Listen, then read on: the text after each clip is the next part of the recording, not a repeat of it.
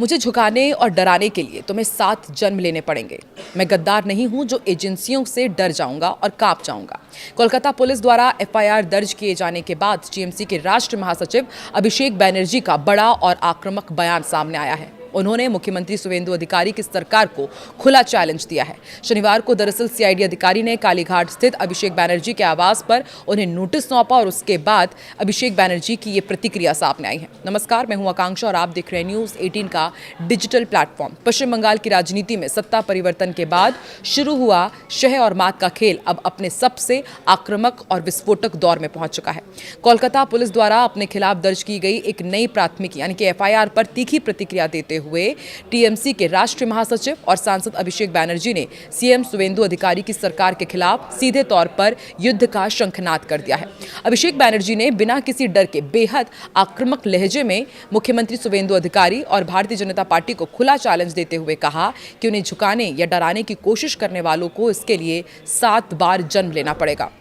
शनिवार को दरअसल सीआईडी अधिकारी ने कालीघाट स्थित अभिषेक बैनर्जी के आवास पर उन्हें नोटिस दिया।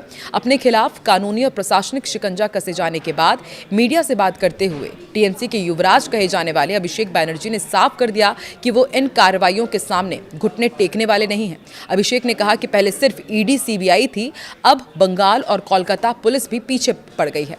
अभिषेक बैनर्जी ने अपनी राजनीतिक घेराबंदी पर तंज कसा और जांच एजेंसियों की बढ़ती संख्या का पूरा ब्यौरा सामने रखा। उन्होंने कहा कि उन्हें जो करना है करने दे, वो जो करना चाहते हैं कर सकते हैं। आप इस पूरे खेल को इस तरह समझिए कि पहले मेरे पीछे सिर्फ केंद्रीय एजेंसियां थी यानी कि ईडी और सीबीआई लगी हुई थी, लेकिन अब राज्य में सत्ता बदलते ही इस लिस्ट में बंगाल पुलिस और कोलकाता पुलिस को भी जोड़ दिया गया है। साथ ही केएमसी को भी मेरे पीछे लगा दिया गया है। आगे उन्होंने कहा कि पहले जहां केवल 2 से 3 जांच एजेंसियां मेरे मामलों में तफ्तीश कर रही थी, वहीं अब उनकी संख्या बढ़कर 5 हो गई है। उन्हें लगता है कि वो मेरे पीछे 5-6 एजेंसियां लगा देंगे, मुझे ब्लैकमेल करेंगे तो मैं डर कर उनके सामने दुबक जाऊंगा या फिर सरेंडर कर दूंगा। लेकिन वो गलतफहमी में है, मैं वैसा इंसान कतई नहीं हूं।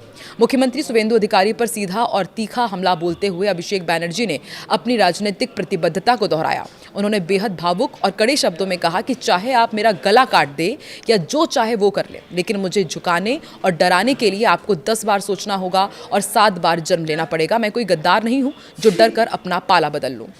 अभिषेक बैनर्जी का गद्दार शब्द का इस्तेमाल करना सीधे तौर पर सीएम सुवेंदु अधिकारी पर एक बड़ा राजनीतिक कटाक्ष माना जा रहा है, जिन्हें टीएमसी के नेता अक्सर ममता बनर्जी का साथ छोड़कर भाजपा में शामिल होने के कारण गद्दार कहकर संबोधित करते रहे हैं।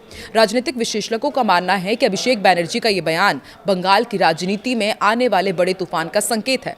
एक तरफ जहां सुवेंदु की सरकार रूल ऑफ लॉ का हवाला देकर पूर्ववर्ती सरकारों के कथित घोटालों, कोयला तस्करी और प्रशासनिक अनियमितताओं को लेकर अभिषेक बैनर्जी के आवास शांति निकेतन तक पुलिस भेज रही है, वहीं दूसरी तरफ अभिषेक बैनर्जी इसे एक राजनीतिक प्रतिशोध के रूप में पेश कर रहे हैं।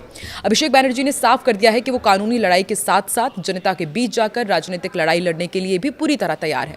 5-5 एजेंसियों के चक्रव्यूह के बीच अभिषेक बैनर्जी की यह हुंकार साफ करती है कि आने वाले दिनों में बंगाल की धरती पर सत्ता पक्ष और विपक्ष के बीच यह टकराव और ज्यादा हिंसक और तीखा रूप अख्तियार कर सकता है।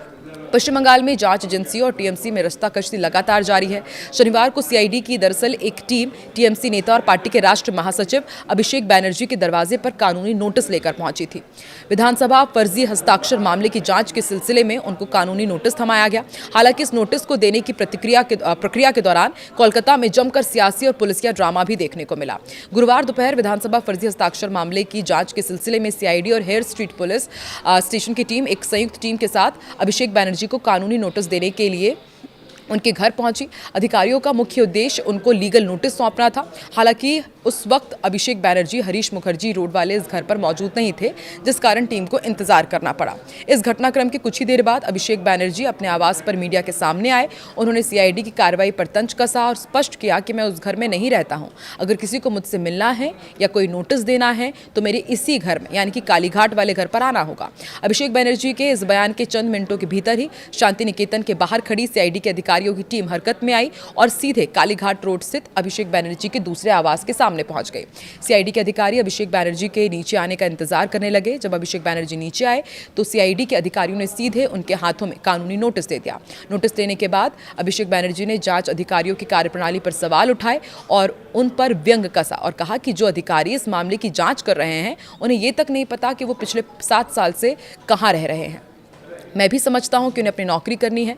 मैंने अभी तक नोटिस नहीं पढ़ा है। उन्होंने आगे कहा कि नोटिस पढ़ने के बाद मैं अपने वकीलों से इस पर चर्चा करूंगा और इसके बाद अगर मुझे लगेगा, अगर मुझे पूछताछ के लिए उपस्थित होने के लिए कहा जाएगा तो मैं निश्चित रूप से जाऊंगा। मैं ज़रूरी कानूनी कदम भी उठाऊंगा, ये मेरा अधिकार है।